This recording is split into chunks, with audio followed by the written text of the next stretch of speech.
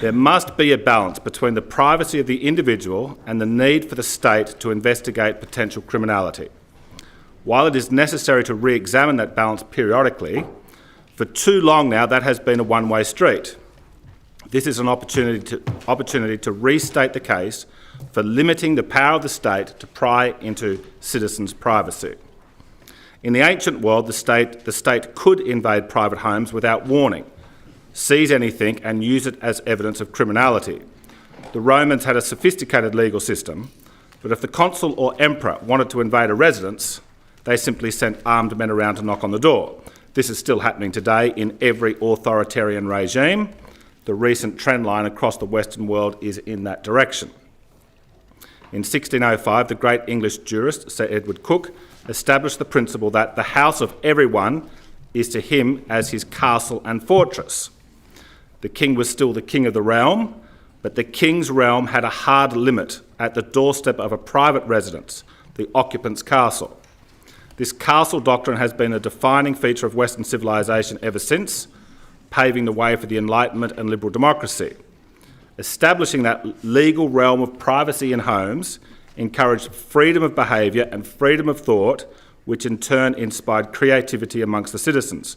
Entrepreneurs, scientists, intellectuals and artists flourished when they knew that they were secure in their private realm. The English did, however, have a mechanism to override that general principle in rare circumstances, a search warrant.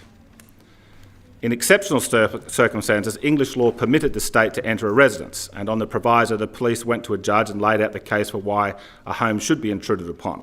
If the usually wise impartial judge agreed to an intrusion was justified, then the judge would issue the police a search warrant.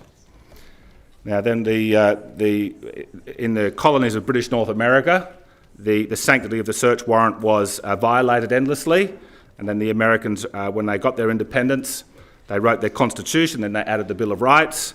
The Fourth Amendment to the Bill of Rights says, the right of the people to secure their persons, houses, papers and effects against unreasonable searches and seizures shall not be violated, and no warrants shall issue upon probable cause, supported by an oath or affirmation and particularly describing the place to be searched and the person or things to be seized. The US Fourth Amendment has become the gold standard in many nations today. The state can only invade someone's home if there is probable cause. A judge must be convinced by the police that there is not possibly, but probably, solid arguments to do so. In the event of a mere hunch, the benefit of the doubt is given to the occupant, not the state. This regulation sets an alarming precedent. If it stands, ICAC will proceed on the basis that material obtained without authority can easily be accessed because the Attorney-General can just decree it's all fine. That will erode the sanctity of search warrants, one of the foundations of our civilisation. During the so-called War on Terror, citizens were told to accept an erosion in our civil liberties in exchange for safety. We were told they were one-off measures that would be repealed when that danger had passed. Well, the War on Terror has passed, but the power of the state to monitor citizens has only grown.